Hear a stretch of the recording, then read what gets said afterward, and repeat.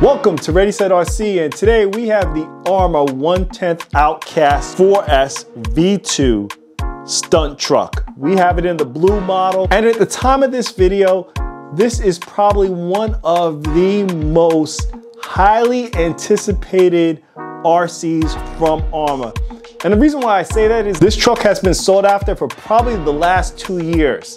It was very hard to try to source the V1 for like the last 2 years. And finally, Arrma has given us the V2. In this video, we're gonna do an overview of the V2, a first run, a comparisons to the V1, and we'll talk about what the differences are between the two. And then we'll give our thoughts, exactly what we think of the Outcast 4S V2. First, let's touch on what you get in the box with the truck. It's a technical manual that kind of just shows you how to go through and remove your motor, set your mesh, and it does give you a nice blowout of the overall truck. Pretty extensive user manual, comes in various languages, tells you how to start, how to drive the RC, how to set up the ESC, how to troubleshoot any issues that you have with the truck. This is a nice manual to go through, especially if this is your first Arrma. Hopefully you guys are able to see that, but they give you quite a bit of shock spacers for this truck. So you'll be able to tune the shocks out. I wish the shocks were screw down. They've done that in the past. Looks like we're getting spacers for these shocks. You get some Allen tools. We get that funky pistol wrench that we got with the V2 versions of the 3S. Slight modification. I don't believe that there was a 17mm hex tool that was on there before, but it looks like we've got one now. And then we get the SLT3 control. I'm trying to remember if this is my first time with an SLT3. I believe it is. Get a nice foam wheel. On the back side, we have the limiter, which gives us the 50, 70, and 100 limiter on our throttle.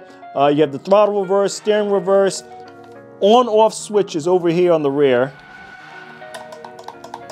Nice springy throttle. The wheel feels pretty good. You get your steering dual rates, your throttle trim, your steering trim. Looks like we get a third switch right here by our thumb. It's a plastic construction. Takes the 4 double A's down below.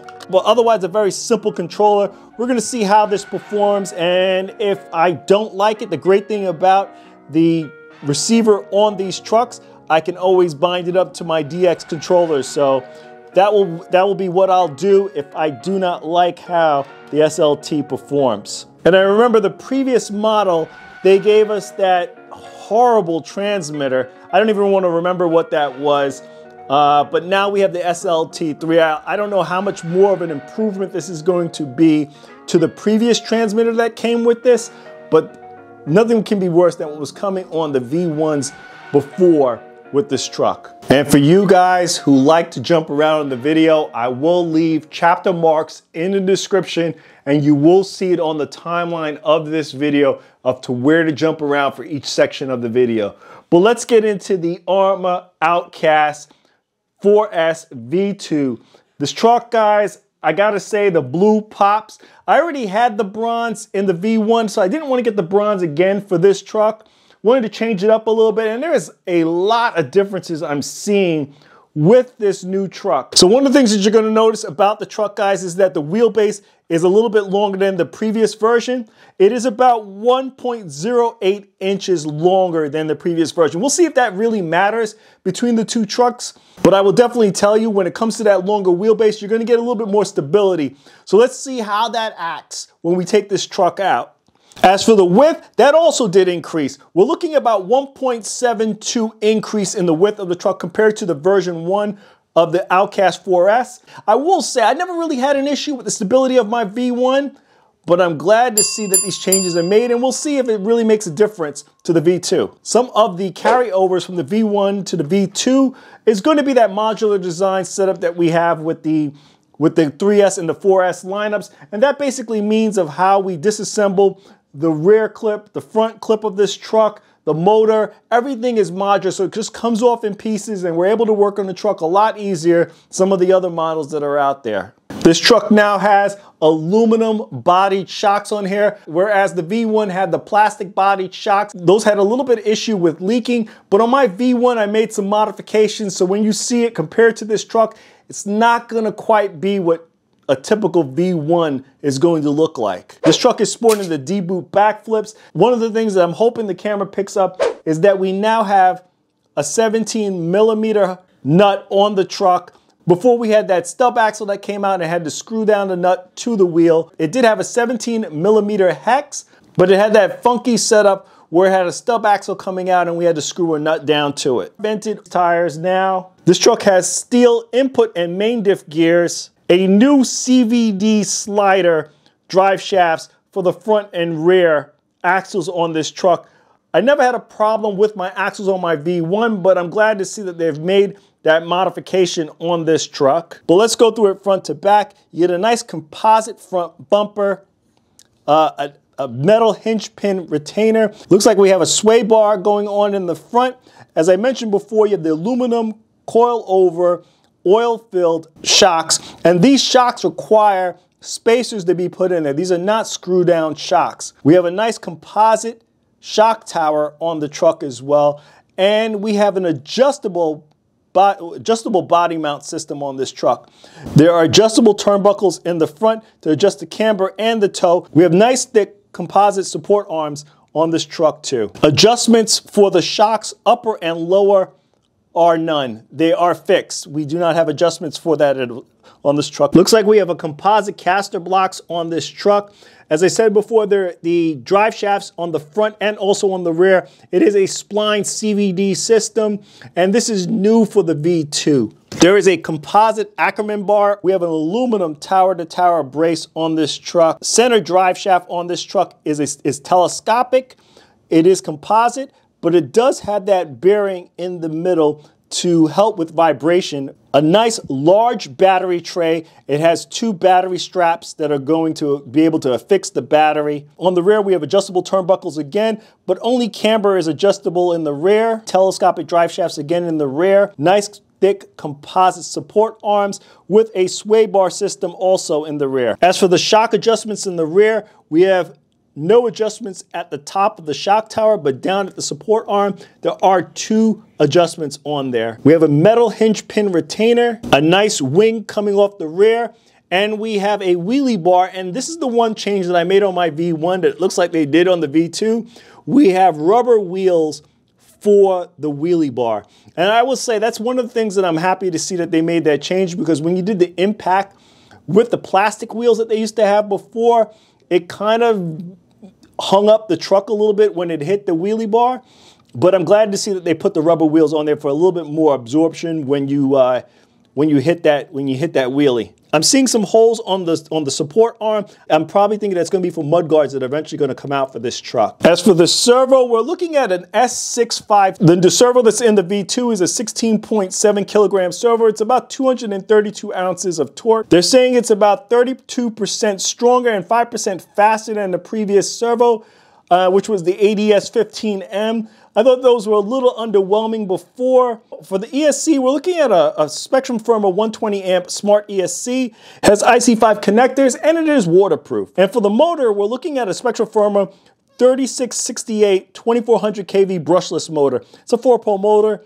Handles up to 4S. It does have a heatsink and a fan attached to the motor too. For the spur gear, we're looking at a 57 tooth. And for the pinion, we're looking at a 13 tooth pinion installed. But as for the body, guys, we are looking at basically the same formation, paint, and everything else from the V1. As I said, the color is the one thing that's definitely new. I believe the bronze color that this also comes in is slightly different than the V1s. It may have like a little bit of an iridescent shim to it, but the styling of the body is about the same. It's just longer to go for this longer chassis that's now on the V2s.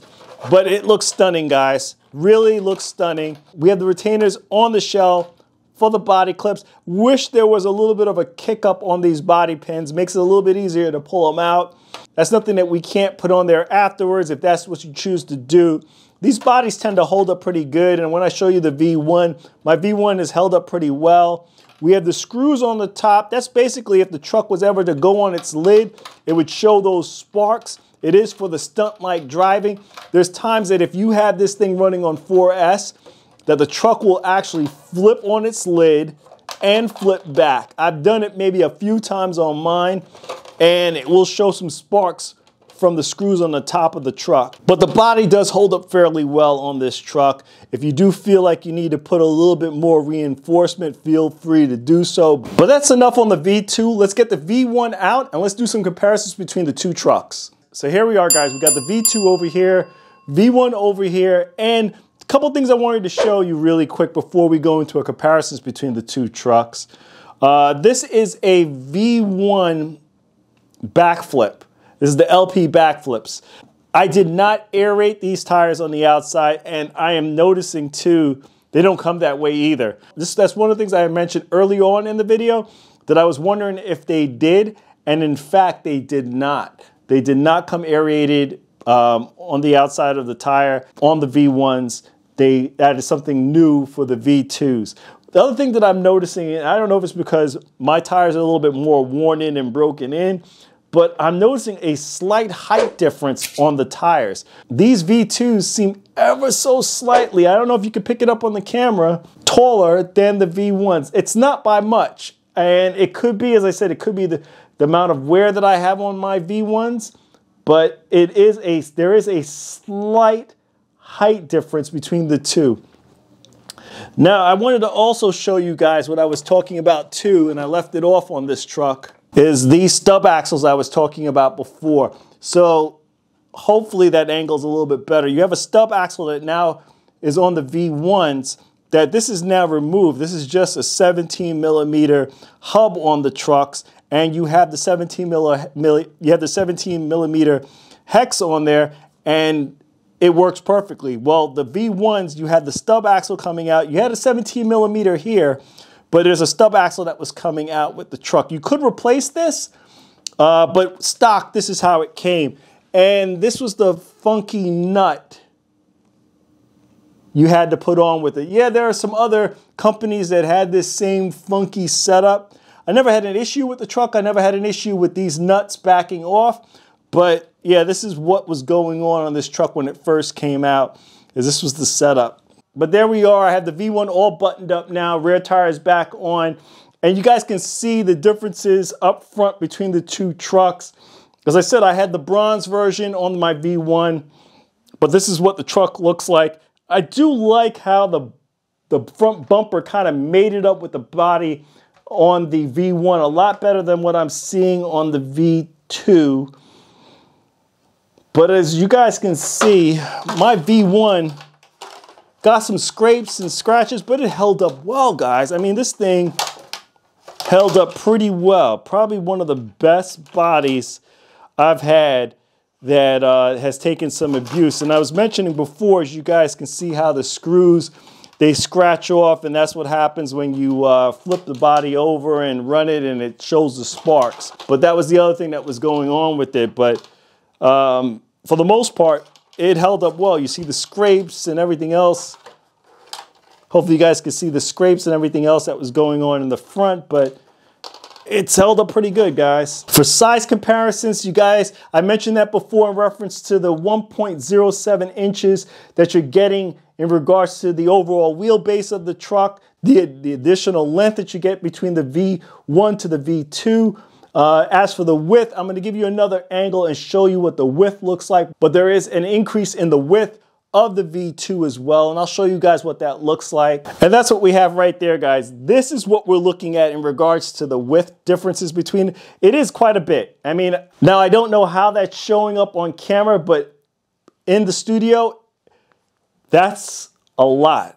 I could put my hand there and it's still quite a bit still coming off the edge over here. I know the camera's probably not showing it well, but that's what it is, guys. We're looking at, look at that. Look at that. That's how much we're looking at between the two. The numbers was close to almost 2 inches. 1.72, which is really close to 2 inches. I have the wheels mated up on one side, and this is what we're looking at on the other.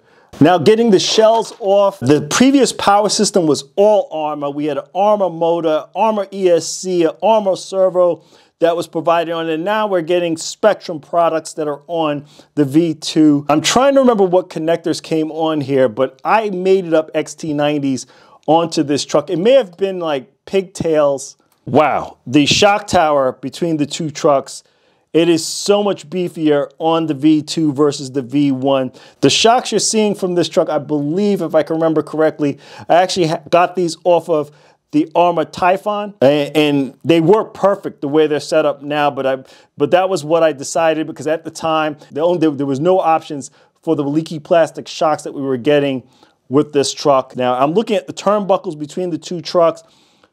Wow. The turnbuckles are so much bigger on the V2. As I mentioned before, it's still a telescopic drive shaft between the two trucks, but this is now a CVD kind of setup. Should handle the power a lot better than what was on the V1. I am also running RPM arms on my front and rear of my V1. The reason for that is I had a break on one of the arms in the wintertime a couple years back, and then I switched them over to RPM arms on this truck. Have had no issues with the RPMs. The old ones held up pretty well. I actually broke them, and the truck still ran with them. So with the center drive shaft on the V1, there was no bearing to give support to the drive shaft, and that was because it is a shorter chassis on the truck. I don't recall me having any issues with mine. I don't run it for speed runs. Mainly I'm bashing this, hitting the ramps, ripping around in the park. And I'm not really doing on-road driving with this truck, so I never really had an issue with the center drive shaft. And also with all the drive shafts on this truck, never really had an issue with them braking or anything like that. Motor system, as funny as it may sound, looks like they're using the same fans. When it comes down to the motor and the heat sink, they look identical between the two trucks. The ESC, we had 120 amp ESC in the old version, 120 ESC in the new one. Steering in the V1 is a 15 kilogram servo, was a little weak. That was probably the more inefficient part of the truck than anything else. I thought the power system is excellent on the V1, but that servo is a little underwhelming. Body mounts, they look about the same. We have a metal spur gear in the V1, similar to what we got in the V2. No change in using a metal spur gear between the two, and both of these utilize a slipper clutch. Also noticing in the V1, there was no sway bars. Didn't think I needed it in this truck, but I'm always one for more performance when it comes to handling. Glad to see the sway bars are in the V2, but we did not have them in the V1. Oh, that battery tray is a little bit different in the V1 versus the V2. I actually like the V2. It's a little slick. It has a slight retainer at the top of the battery box to hold the battery in. And then there seems to be this nice little adjustment coming off of the rear. That is funky, where we just had a fixed adjustment on the V1 and we had to remove that if we were looking to extend the battery. But yeah, that's kind of slick. I like that. I like how it's set up. As for the rear of the truck, you guys can see that I actually put the rubberized wheels on my wheelie bar. And these rubberized wheels are from the 6S edition of the truck. So that's what I'm running on here. And it gives me a lot more, I guess, absorption when I'm hitting the wheelies on this truck. And I wanted to give you guys a proper angle to show you what the wheelbase looks like between the two trucks, just to give you another idea. It's very slight difference when it comes to the wheelbase, but the width is the one thing I will say it is a lot more dramatic between the two trucks. But let's get the V1 out and see how this truck performs.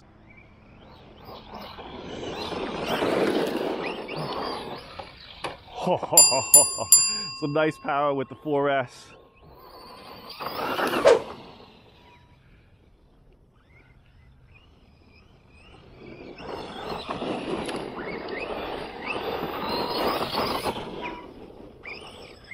I haven't driven my V1 in a while, but this seems very controllable.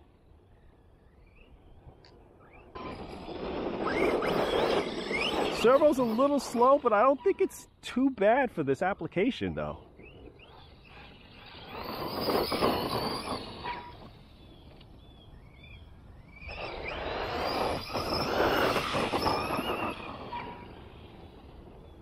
Much more controllable. Look at that.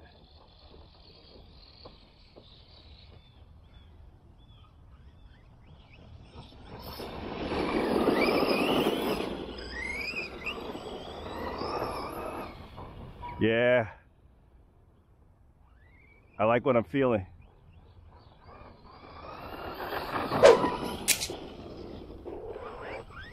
And as I mentioned in the opening, guys, this is running on 4S. Let's see what it can do.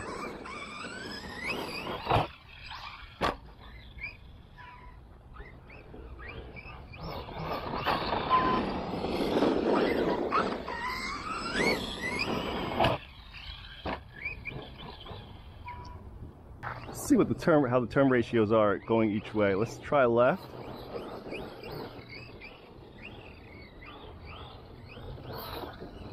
A little wider.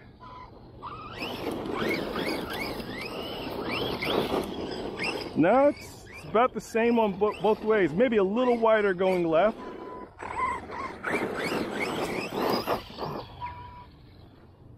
To be quite honest, guys, I haven't driven in a long time. Probably haven't driven an RC, at least a basher, since April of 2022. And the timing of this video, we're looking at it's about mid-September, so it's been quite a while. Just trying to get my legs back underneath me.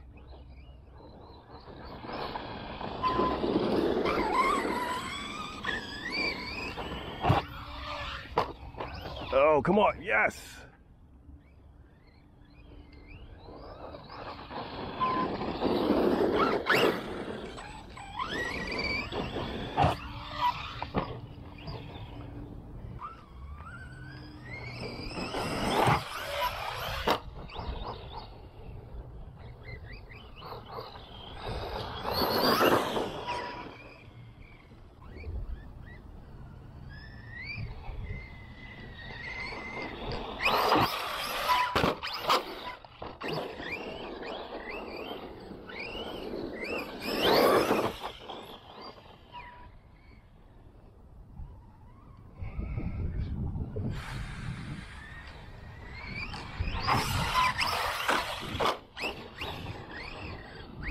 Didn't commit, that was me.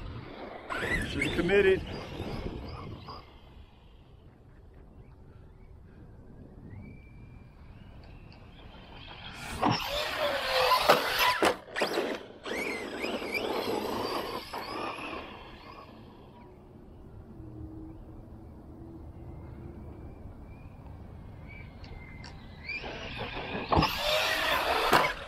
Woo! That almost was me.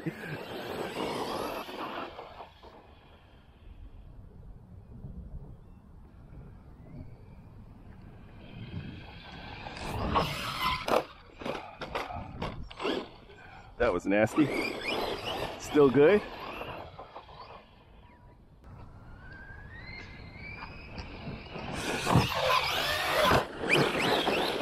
Little animal. Yeah, Arrma has another hit.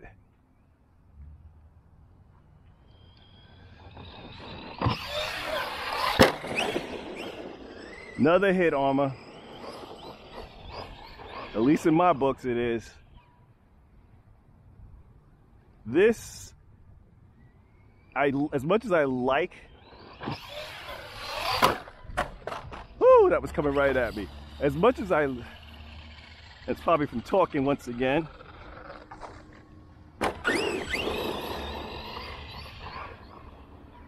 As much as I like the V1, I have to say this is an improvement.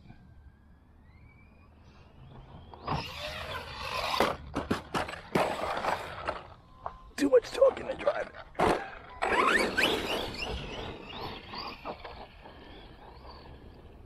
See if we can hit a couple of these.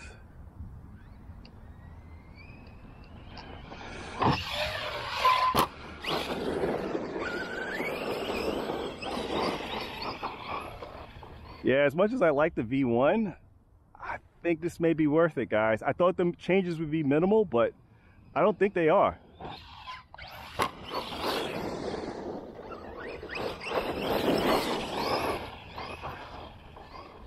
This is like a proper 4S basher. Now, I would say the V1 was probably more in line with being a stunt truck. This is coming off like as a proper basher. Let's see if I can get enough air to do something funny. Ouch! I was trying something crazy. And still tough. So we're back in the studio with the Arrma Outcast 4S V2 edition, and I was impressed, guys. I didn't think that they would be able to improve on the Gen 1 this much with the V2, but they have. And let's just go over some of the things that I saw with this truck after the first run. You know, the body went through some abuse. I did crack the shell up here in the front. I'm not sure if you guys are gonna be able to pick that up, but I did crack the front here. That was trying to do a front flip with the truck that I cracked that. And for the most part, it's held up. And I'm not sure if you guys are able to see it better underneath, but there we go. But I thought it handled the abuse very well.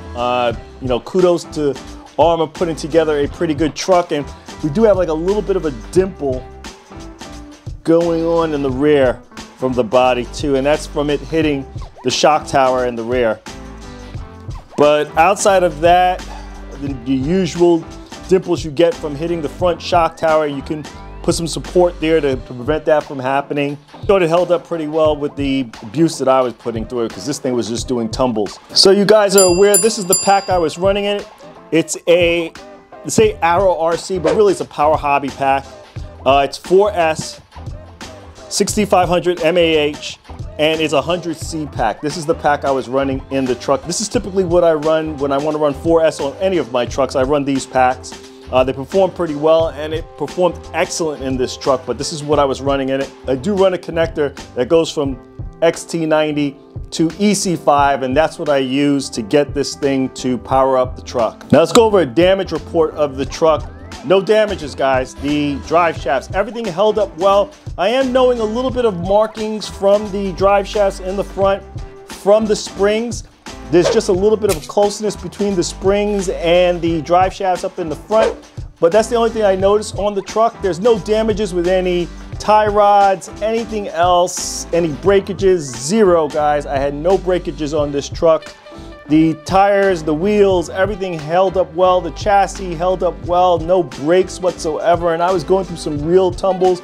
Like I said in the video, I have not been bashing since April of 2022, and the timing of this video is around mid to late September of 2022. So it's been quite a while since I've taken a basher out and put it through its paces, and it handled all the abuse I was throwing at it. As for the power of this truck, I'm a little surprised because I didn't expect it to perform, I guess, more controllable than the V1, but it was. It was much more tameable.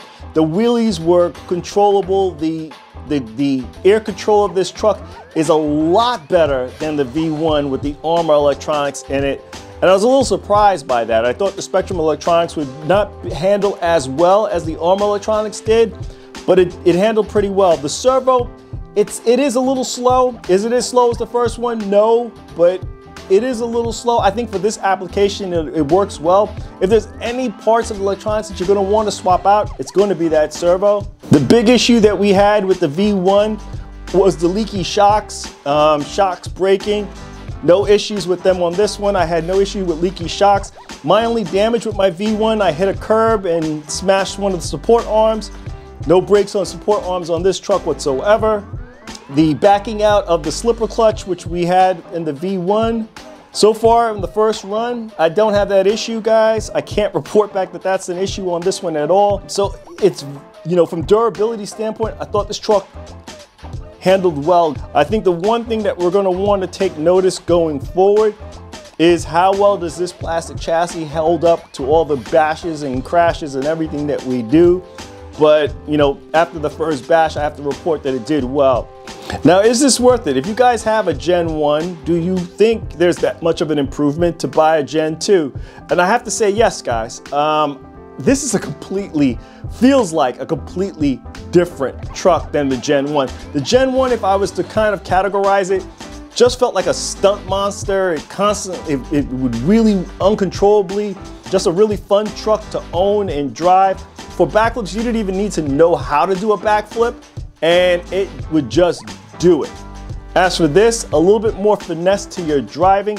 Yeah, it does backflips very easily, but I still feel that you need to know how to do them before you decide to start doing them on this truck. So I will say that, you know, this truck I found is just for the person who's a little bit more than a noob. You've driven an RC before, you've driven a brushed or a low-end brushless RC before, and you're looking for that next truck. This is perfect for that. Now, as I go back to the Gen 1, Gen 2, yeah, it is a different truck, guys. It is worth owning this versus the Gen 1, maybe even owning the Creighton Gen 2 instead of buying this if you own the Outcast Gen 1. But the Gen 2 of these Arrma trucks is certainly worth it, guys. It is certainly worth owning this truck for what I saw when I was driving it. I mean, it just felt like it was much more controllable in the air. And as for the controllers, as we're going into it, I didn't have a problem with the SLT3. I thought it was pretty responsive. I didn't have a problem at all with this. But the great thing about the receivers on these trucks is that you can bind up your DX5 controllers to them. So I have a DX5 Rugged. If I ever decide that, you know, I'm not gonna run the SLT3, I can always bind up my DX5 Rugged with it, and I'm ready to go. So in conclusion, this is a must buy, guys. One of the best RCs released at the timing of this video in 2022 from Arrma. And I gotta say, guys, between this or even the Creighton, I don't think you could go wrong. All depends on what you like. If you like a truck that's a little bit more of a stunt truck with the shorter wheelbase, the Outcast is going to be for you. And if you like that longer wheelbase vehicle, you're gonna want the Creighton 4S V2. But we're gonna leave it here. Please like, comment, and subscribe. Check us out on Instagram for our latest posts to the channel. This is Ready Set RC, signing out. Thanks again, guys.